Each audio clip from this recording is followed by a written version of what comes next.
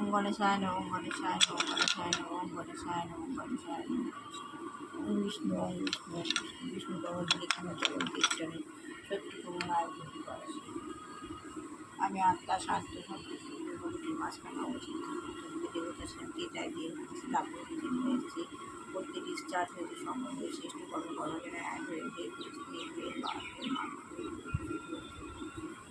যে মূল অর্ধের শাখা নিচে বসে আছে সিংহ বাবার প্রচন্ড জ্যোতি। আমি বাবার মন্দিরে গিয়ে বাবার যুগল থেকে আত্মা যুগলের মন্দিরে আমি হিন্দুতে পার বলেছি।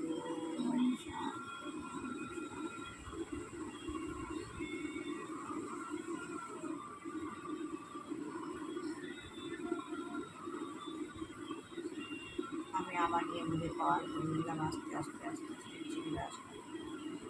শিব বুধে দুর্গাকৃষ্ণ পরমহংস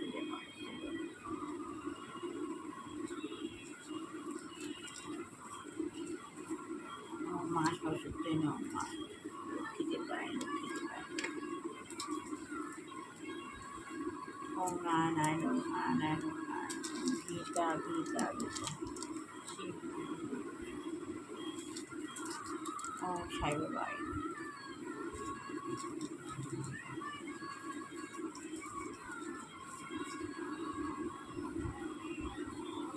আত্মজ্ঞান লাভের পন্থা শিববার আত্মজ্ঞান লাভ না করলে আমাদের মানব জন্ম বৃথা।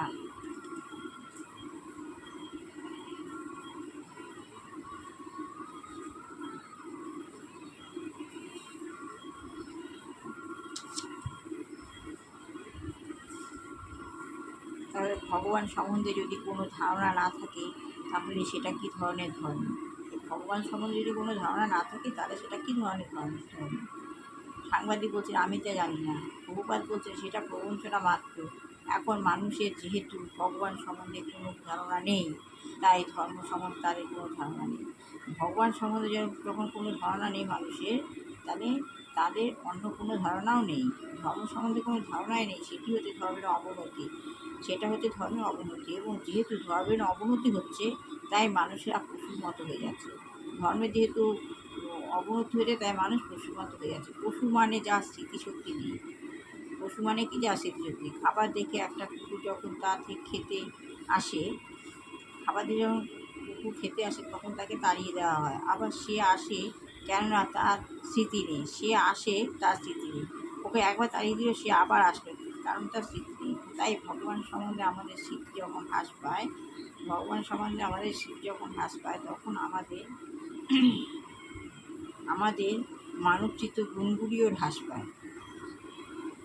কলিযুগে এই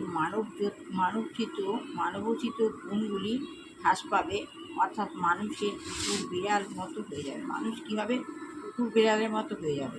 সাংবাদিক আমার দ্বিতীয় প্রশ্নটি হচ্ছে, সাংবাদিক হচ্ছে আমার দ্বিতীয় প্রশ্ন হচ্ছে, বৈদিক সংস্কৃতি সম্বন্ধে মানুষের অভিযোগ যে তা অদৃষ্টবাদী।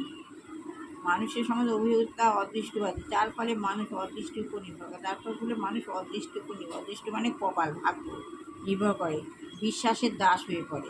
মানুষ কী করে? বিশ্বাসের দাস হয়ে পড়ে, এবং তাই এই ধর্মের অনুগামীদের প্রগতি হচ্ছে না। কী হচ্ছে? প্রগতি হচ্ছে না। এই অভিযোগটি কতদূর সত্য? তাহলে এই অভিযোগ কত সত্য সেটা আগামীবার প্রশ্ন। ভালো লাগে লাইক আমার অবশ্যই খুবই ভালো প্রধান হলো বুঝতে পারছে আমার সময়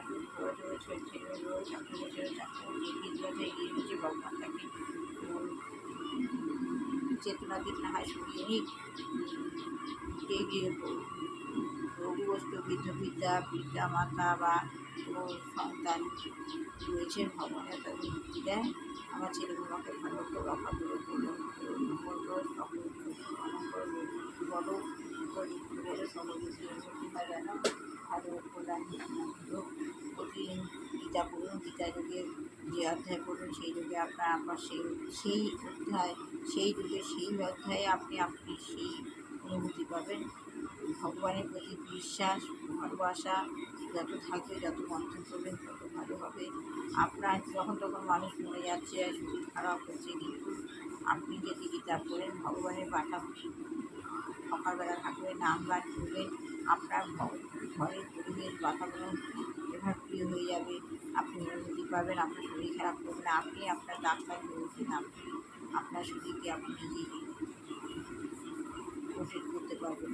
এরপরে আর শেষ করা ভালো লাগলে লাইক অবশ্যই সবার ভালো হতে লাগে।